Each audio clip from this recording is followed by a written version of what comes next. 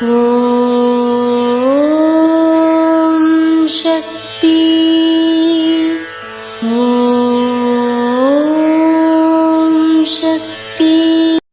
ஓம் சக்தி. பழங்கதை பேசாதே.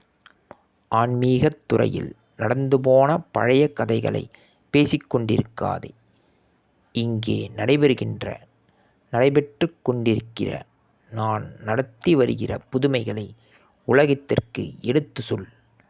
இவற்றையே அடிக்கடி நினைத்துப் பழகு. இது அன்னையின் அருள்வாக்கு. குருவடி சரணம், திருவடி சரணம். ஓம் சக்தி.